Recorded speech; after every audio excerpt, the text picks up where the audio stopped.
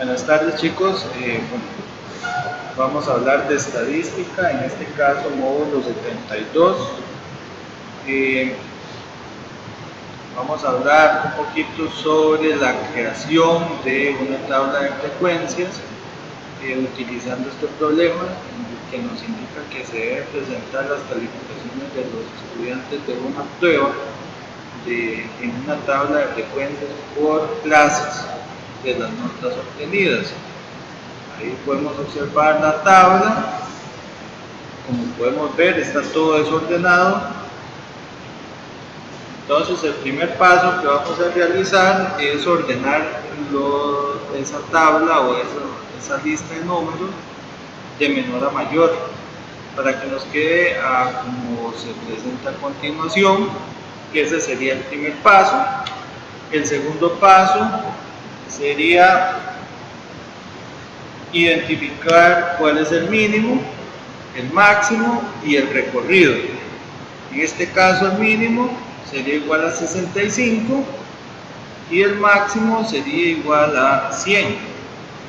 Para encontrar el recorrido, bueno, primero que todo el recorrido, ¿verdad? Se utiliza la letra R para representar simbólicamente, y los números que vamos a utilizar va a ser el máximo menos el mínimo. En este caso sería 100 menos 65, que eso nos da como resultado 35.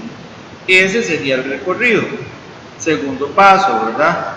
En el tercer paso, lo que vamos a hacer es determinar cuántas clases se van a requerir en la distribución. Entonces, ¿cómo hacemos eso? Bueno, tenemos que sacarle la raíz cuadrada y a n. ¿Quién es n? Bueno, n es el número total de datos recolectados.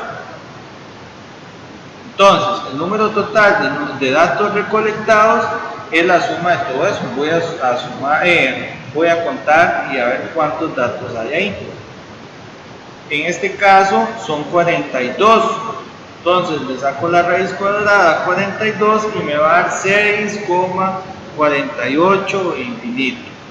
Ok, importante, si ustedes ven, eso se redondeó, pero no como lo hacemos normalmente, porque ahí si lo redondeamos como nos indica la matemática aritmética, por decirlo así, la aritmética, eso se redondearía a 6.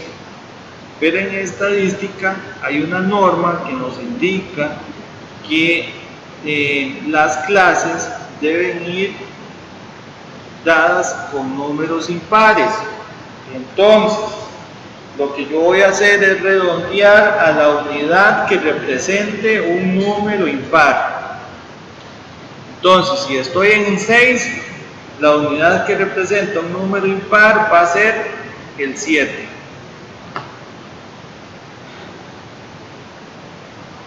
Tenemos otros ejemplos, como el 5.75 infinito. Normalmente eso yo lo redondearía a 6, pero en estadística, como lo que me dice la norma es que debo redondearlo a la unidad que sea impar, entonces lo dejo en 5. Y con el 9, según la norma, sería un 9, y quedó en 9 porque el 9 es un número impar, entonces cumple con las dos normas. Con la norma de que en este caso se redondearía a la unidad próxima, que sería el mismo, o sea el 9, y cumple también con la característica de que sea un número impar. Bueno, eso en esa parte, ¿verdad? Después, en el cuarto paso, lo que ocupamos determinar es la amplitud de cada clase. Bueno, la amplitud se saca con esa fórmula. La fórmula me dice que es el recorrido dividido entre la cantidad de clases. Entonces, eso sería igual a decir 35 entre 7, que eso me da 5. Esa sería la amplitud. ¿Okay? ¿Qué es la amplitud? Es la cantidad de números que van a ir en cada clase. Entonces, pasando aquí al siguiente paso, al 5, vamos a crear la la distribución de frecuencias. Y entonces, bueno, tenemos que tomar en cuenta el K, que es la cantidad de clases, y el C, el RC, que es la amplitud. Entonces, si podemos observar, donde dice clases, observamos que hay 7 filas.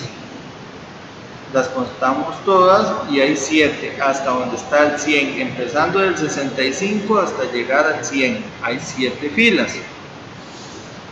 Y si ustedes cuentan los elementos que hay en medio en cada clase, por ejemplo, del 65 al 70 hay 5, porque todo el tiempo debemos tomar en cuenta el número con el que se inicia la clase.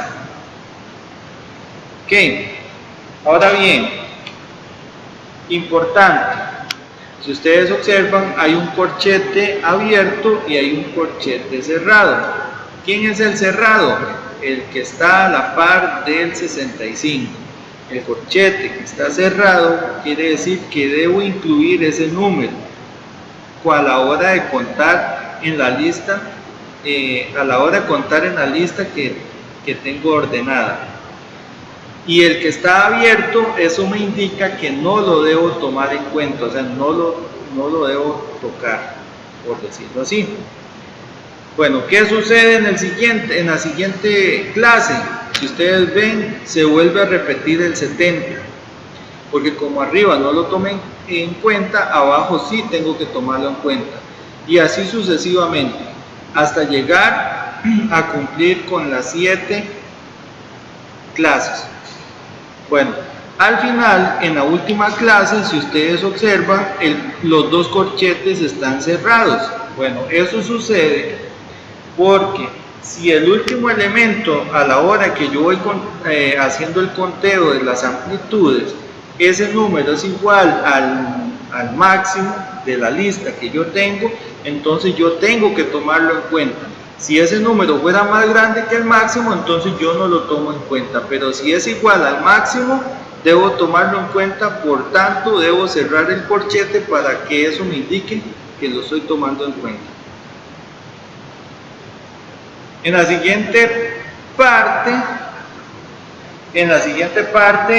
o sea, en la columna donde dice cantidad de estudiantes, hay que recalcar algo importante.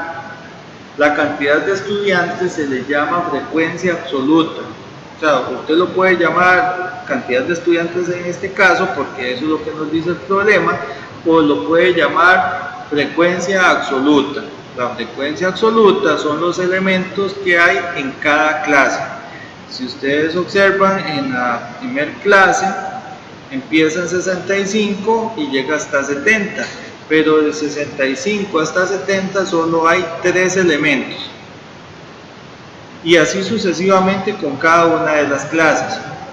Es importante que si ustedes observan al final de la lista, ahí la última fila dice total.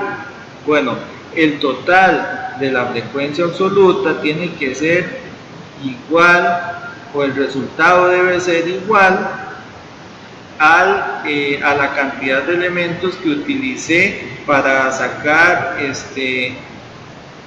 la raíz cuadrada de todos los elementos que yo tenía en la lista. O sea, si eso no está bien contado, por decirlo así, el conteo no se hizo bien de los elementos que corresponden a cada clase, entonces puede ser que le dé menos o puede ser que le dé más.